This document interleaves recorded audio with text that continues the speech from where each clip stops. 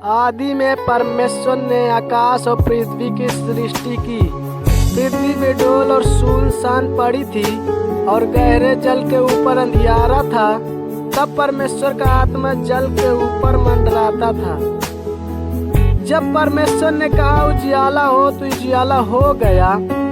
और परमेश्वर ने उजियाले को देखा कि अच्छा है, और परमेश्वर ने उजियाले को अंधियारे से अलग किया। और परमेश्वर ने उजियाले को दिन और अंधियारे को रात कहा। तथा सांझ हुई, फिर भोर हुआ। इस प्रकार पहला दिन हो गया। फिर परमेश्वर ने जल के बीच एक ऐसा अंतर हो कि जल दो भाग हो जाए। तब परमेश्वर ने एक अंतर बनाकर उसके नीचे के जल और उसके ऊपर के जल को अलग अलग किया, और वैसा ही हो गया। और परमेश्वर ने उस अंतर को आकाश कहा। तब सांझ हुई, फिर भोर हुआ। इस प्रकार दूसरा दिन हो गया। फिर परमेश्वर ने कहा आकाश के नीचे का जल एक स्थान में इकट्ठा हो जाए और सूखी भूमि दिखाई दे, और वैसा ही हो गया। परमेश्वर ने सूखी भूमि को पृथ्वी कहा। तब जो जल इकट्ठा हुआ उसको उसने समुद्र कहा। और परमेश्वर ने देखा कि अच्छा है।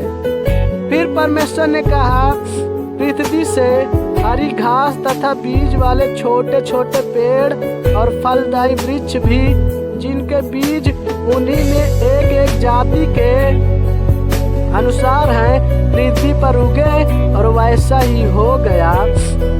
इस प्रकार पृथ्वी से हरी घास और छोटे छोटे पेड़, जिनमें अपनी अपनी जाति के अनुसार बीज होता है, और फलदायी वृक्ष जिनके बीज एक एक जाति के अनुसार उन्हीं में होते हैं, उगे।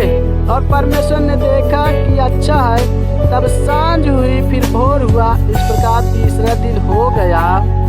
फिर परमेश्वर ने कहा दिन को रात से अलग करने के लिए आकाश के अंतर में ज्योतियों हो, और वे चिन्हों और नियम समयों और दिन वर्षों के कारण हो। और वे ज्योतियां आकाश के अंतर में पृथ्वी पर प्रकाश देने वाली भी ठहरे, और वैसा ही हो गया। तब परमेश्वर ने दो बड़ी ज्योतियां बनाई। उनमें से एक ज्योति को दिन पर प्रभुता करने के लिए, और दूसरी छोटी ज्योति को रात पर प्रभुता करने के लिए बनाया, और तारागण को भी बनाया। परमेश्वर ने उनको आकाश के अंतर में इसलिए रखा कि पृथ्वी पर प्रकाश दे। तब दिन और रात प्रभुता करे और उजियाले को अंधियारे से अलग करे। और परमेश्वर ने देखा कि अच्छा है। तब सांझ हुई, फिर भोर हुआ। इस प्रकार चौथा दिन हो गया। फिर परमेश्वर ने कहा जल जीवित प्राणियों से बहुत ही भर जाए, और पक्षी पृथ्वी के ऊपर आकाश के अंतर में उड़े। इसलिए परमेश्वर ने जाति जाति के बड़े जल जंतुओं की और उन सब जीवित प्राणियों की भी सृष्टि की, जो चलते फिरते हैं, जिनसे जल बहुत ही भर गया।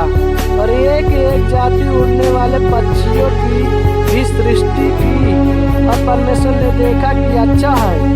और परमेश्वर ने यह कह के उनको आशीष दी, फूलों और फलों समुद्र के जल में भर जाओ, और पक्षी पृथ्वी पर बढ़े। तथा सांझ हुई, फिर भोर हुआ। इस प्रकार पांचवा दिन हो गया। फिर परमेश्वर ने कहा पृथ्वी से एक जाति के जीवित प्राणी, अर्थात पशु और रेंगने वाले जंतु, और पृथ्वी के वन पशु जाति जाति के अनुसार उत्पन्न हो, और वैसा ही हो गया। इस प्रकार परमेश्वर ने पृथ्वी के जाति जाति के वन पशुओं को और जाति जाति के घरेलू पशुओं को, और जाति जाति के भूमि पर सब रेंगने वाले जंतुओं को बनाया। और परमेश्वर ने देखा कि अच्छा है। फिर परमेश्वर ने कहा हम मनुष्य को अपने स्वरूप के अनुसार अपनी समानता में बनाएं, और वे पर समुद्र की मछलियों और आकाश के पक्षियों और घरेलू पशुओं और सारी पृथ्वी पर और सब रेंगने वाले जंतुओं पर जो पृथ्वी पर रेंगते हैं अधिकार रखे। तब परमेश्वर ने मनुष्य को अपने स्वरूप के अनुसार उत्पन्न किया। अपने स्वरूप के अनुसार परमेश्वर ने उसको उत्पन्न किया, नर और नारी करके उसने मनुष्य की सृष्टि की।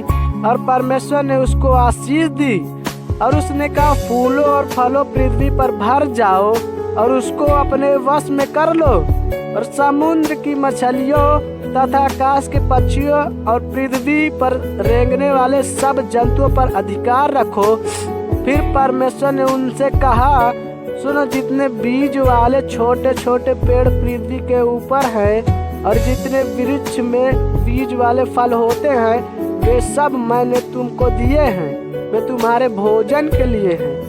और जितने पृथ्वी के पशु, आकाश के पक्षी और पृथ्वी पर रेंगने वाले जंतु हैं, जिनमें जीवन का प्राण है, उन सब के खाने के लिए मैंने सब हरे हरे छोट पेड़ दिए हैं। और वैसा ही हो गया। तब परमेश्वर ने जो कुछ बनाया था सबको देखा, तो क्या देखा कि बहुत ही अच्छा है। तथा सांझ हुई, फिर भोर हुआ। इस प्रकार 6वां दिन हो गया। Praise the Lord, hallelujah. सभी को जय मसीह की। तो दोस्तों, स्वागत है हमारे यूट्यूब चैनल पे। आपको इस तरह का डेली वचन सुनने को चाहते हैं तो हमारे यूट्यूब चैनल को सब्सक्राइब करें, बेल आइकन को दबाना ना